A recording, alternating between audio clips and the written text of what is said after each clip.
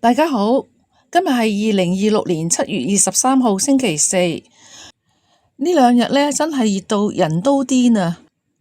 酷熱天氣仍然係生效緊，不過大家要注意啦，有個風準備殺到，佢個名叫做紅霞。今日就同大家詳細講下未來兩日嘅天氣狀況，等大家有個心理準備。先講下紅霞嘅最新情況。目前佢仲係一個熱帶低氣壓，集結喺馬尼拉以東大約900公里，即係香港東南偏東大約1870公里左右。佢正以時速約25公里向西北偏西移動，大致移向呂宋海峽一帶。根據天文台預測，呢個熱帶低氣壓會喺聽日24號凌晨前後增強為熱帶風暴，正式命名做紅霞。到星期六25號上晝8點左右，會進一步升呢變做颱風，中心風力達到每小時120公里，預計星期日至會喺廣東東部沿岸登陸。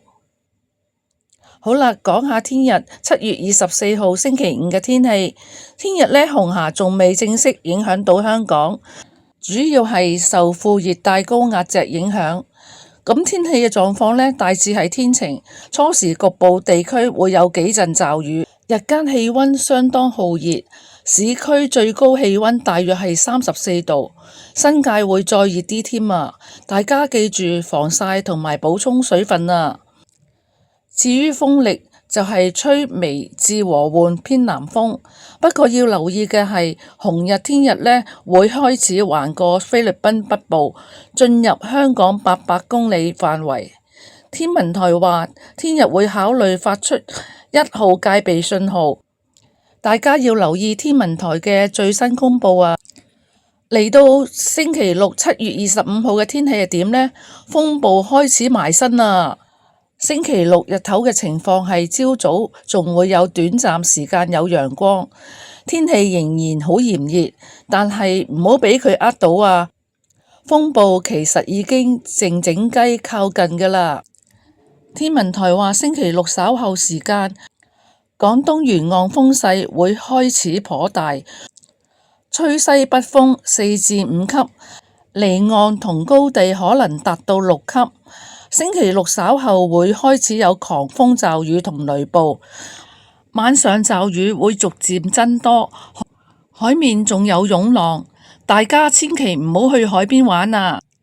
到星期六上午8點，紅霞會進入香港400公里範圍內，大家要留意天文台會唔會改發更高嘅風球信號。至於氣溫呢，市區介乎27至32度左右。有幾樣嘢想特別提醒大家。第一，紅霞嘅登陸位置仲存在嘅變數，目前預測係東登為主，即係喺香港東面約200至300公里外掠過。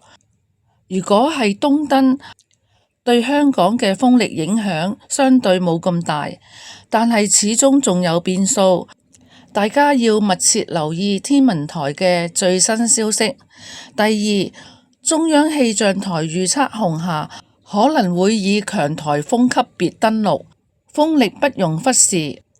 第三，雖然紅霞登陸後會逐漸減弱同埋遠離，但係受廣闊低壓槽影響，下星期初廣東沿岸天氣仍然唔穩定啊。總結返未來兩日。聽日24號大致天晴酷熱，最高34度，紅霞開始靠近，留意天文台可能發出1號風球。後日25號日頭仲有陽光，但稍後風勢明顯增強，有狂風大驟雨同雷暴，氣溫27度至32度。最後提提大家，趁呢兩日做定防風措施。窗台雜物要收好啊！玻璃窗可以考慮貼膠紙。仲有星期六日，如果冇必要就盡量唔好出街，尤其是係唔好去海邊或者進行水上活動啊！今次天氣報告就講到呢度，記得 like 同埋 share 俾身邊嘅親朋好友，等大家都知道颱風紅霞嘅最新動態啊！咁多謝大家嘅收睇，我哋下一條片見啦，拜拜。